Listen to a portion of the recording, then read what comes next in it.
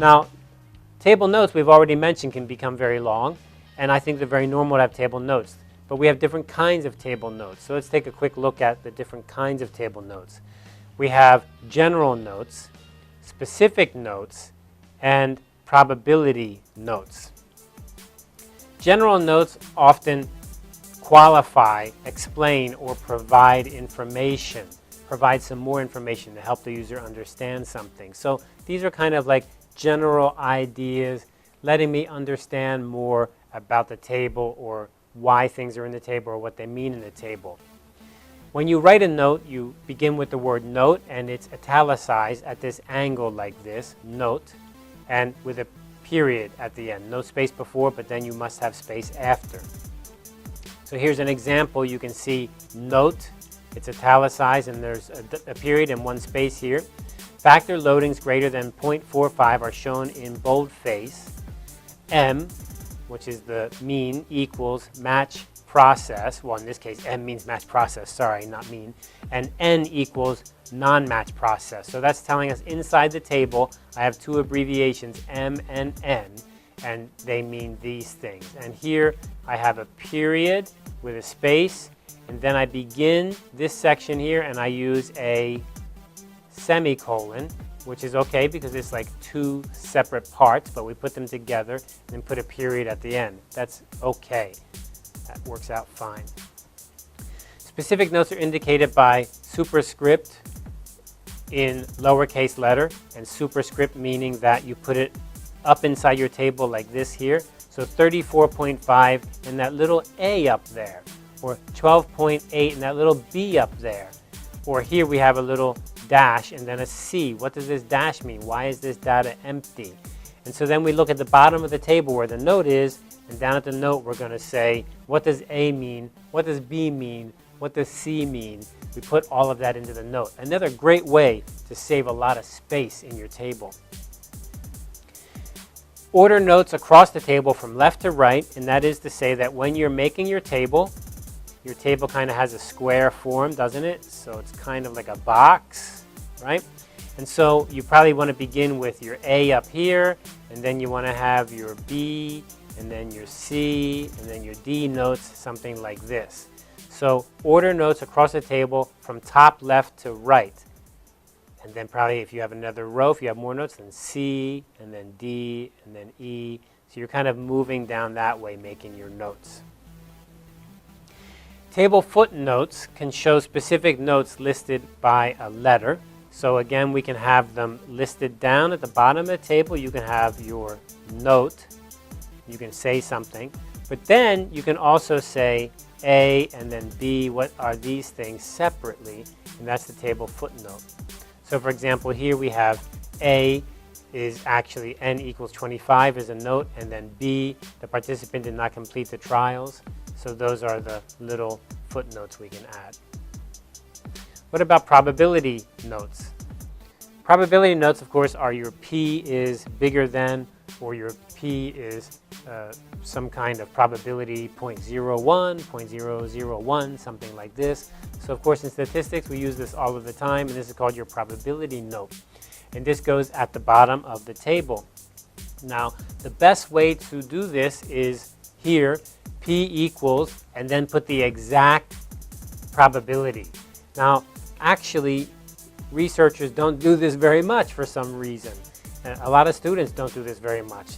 They run their software, they run something like SPSS, and they just quickly say, well, the probability is less than 0.01 or 0.001 or 0.05, something like this, because that's what they set the probability at inside the test.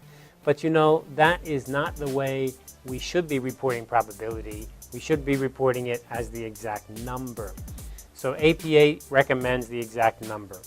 If you have a graphic, a figure, or you have many probabilities, that is more than just a few, many, then in that case you can go ahead and use the P less than 0.05, 0.01, 0.001, because that makes it easier to understand. If you have too many of these probabilities listed on the page, it becomes hard to understand. Or if you're using a picture or a figure, you just can go ahead and use the simple notation. So for example, you could say inside your table, star, star, star, star, star, star, asterisk, that's called. And then down into the probability note, you would say 1 star equals 0.05, 2 star, 3 star. You can indicate also whether it's a one-sided test, a tailed test, or a two-tailed test. And you would do something like this, where you have the probability listed, but then you also indicate, is this a two-tailed or a one-tailed test, which of course makes the test results quite different. And then here we have another example. And so these little symbols here, these are going to be inside your table, and they're going to be showing some kind of, there's going to be a number, maybe it was 0.75, something like this. And this number here is representing a 0.01 probability of a one-tailed test. Okay, how about ordering notes? Well, the way you order notes, because you can have many notes, as you saw that last example really had a ton of notes. How do you put notes together? Well, you can order them in this way. General goes first, specific goes next, and probability goes last. So that would look something like this. A general note, and then a specific note, and then your probability note. So that's keeping it nice and simple. And you can see that very quickly. If you look at a table, you look at the notes, you look at the bottom of the notes, you can see the p-values, the probability values, because they go last. So how can you use notes to save space? Here's an example. On the left side, we have this group, and then N, anxious, depressed, control, 15, 15, 15. And of course, this is interesting. We have the N, which means subgroup, right? So the total N is actually 15 times 3. That's the total group, the total sample size. So we've broken them into 3 subgroups. So we use N. But they're the same. So why not make the table smaller? How? Just say group. What is a group? Make a note. In this case, A is N equals 15. 15 people inside this subgroup. It's a really great example of how to save space. A lot of space saved. Basically, you have a whole extra column cut off of the table. All right, now, that's a lot to kind of input. These tables can get very complicated, very hard, very fast. Let's go through a checklist of what should you do when you're making a table to check that you've done things correctly.